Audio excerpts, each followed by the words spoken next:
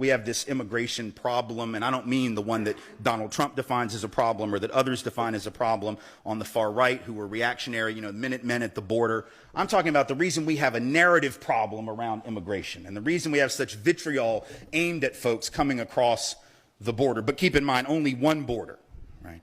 The Minutemen do not camp out in boats off the coast of Nova Scotia, shooting at those crafty Canadians as they sneak into our country to take advantage of our superior health care. They don't do that. It's just down there at that other border, which I beg to remind you is an artificial border created at the outcome of a war, which was a war of aggression started on false pretense by this country. Not what they taught us in 8th grade, but now that is what happened. So really, folks are coming home. Can I get an amen? People are coming home. All right. They're coming home. They're coming home, and their families were here a long time before the vast majority of ours, and yet we tell them that they don't belong. Very interesting. The reason this is even possible, though, is because of the narrative we've told about how we, and now I'm talking about those of us of European descent, because black folks know how they got here. Right?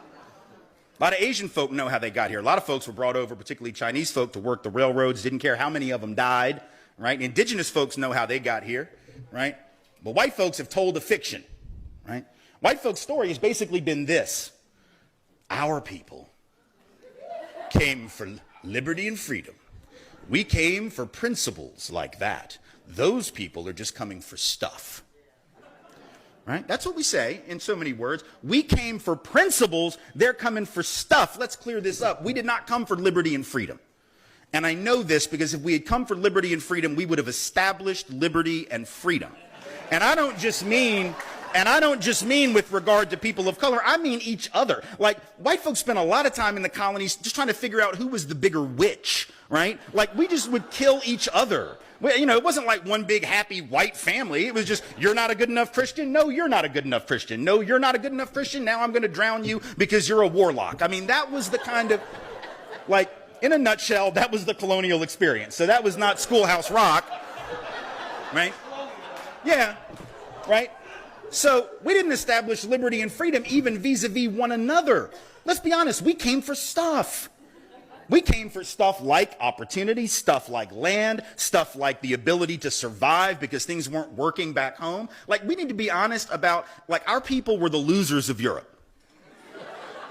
And I don't mean that, I'm not trying to be judgmental or harsh, I'm just being honest. Like when Donald Trump says Mexico's not sending their best, okay, you think England sent their best?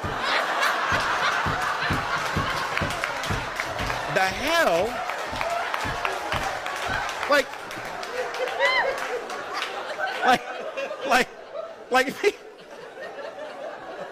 y'all like that?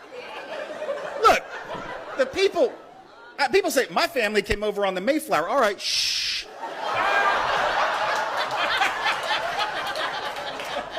Why are you bragging, Buttercup? That is not... I don't know who was on the Mayflower, but I know who wasn't. The king. The king was not on the Mayflower. Nobody the king wanted to keep around was on the Mayflower. But we have this fictional narrative. It's almost like we believe sometime around 1642 there was a British father somewhere in England that got his family together around the fireplace in the morning and said, all right, here's the thing. I know we're doing pretty well. Like, we got this big castle. We got all this gold. I know, it's brilliant, right? It's fantastic. We were at the King's Palace last week. Kids, you remember you played with his children out in the garden. Wasn't that great? Yeah, I know, it was amazing, wasn't it? It was great. Listen, that's all fine and good, but Daddy has an idea. My idea is as follows. Keep up, please, keep up. Gather all your things. Not all of your things. We have a lot of things because we're doing really well. We're rich. We're powerful. Just gather up like a basket full of stuff, and we are going to get on a big boat.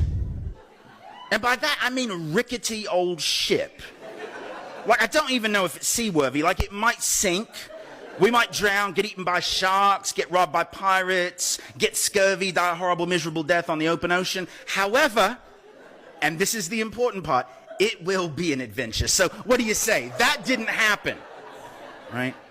The winners didn't get on the boat. The winners had no reason to leave. And you know what? There's no shame in that. There's no shame at all in having been the losers. In fact, let me tell you something. There's something quite beautiful about the losers saying, we're done with losing and we're going to rebel against that and try to carve out a new life. But you know what? It's every bit as beautiful when folks in Mexico do it, and Guatemala do it, and Sri Lanka do it, and Vietnam do it, and Nigeria do it. And do any of us actually believe that if our family's countries of origin had been contiguous to the United States, that they wouldn't have come undocumented? Like, do we think my great-grandfather, who came as a Jewish immigrant from Russia in the early 1900s, like if Russia had been where Mexico is, do we actually want to believe that he would have said, well, I would love to be able to feed my family and keep them from dying, but there are these laws? No.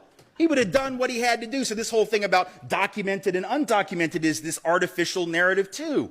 First of all, who's documented and who's not is the result of laws passed by people in power. It has nothing to do with inherent morality or ethics. It has to do with power, straight power relationships. And any of our families would have done the same thing to keep our families alive, right? But if we're not willing to critique that narrative, we can't see ourselves in them, and we can't see them in us, or they and we. Once again, wasn't a good student. It's a grammar thing, but either one will work.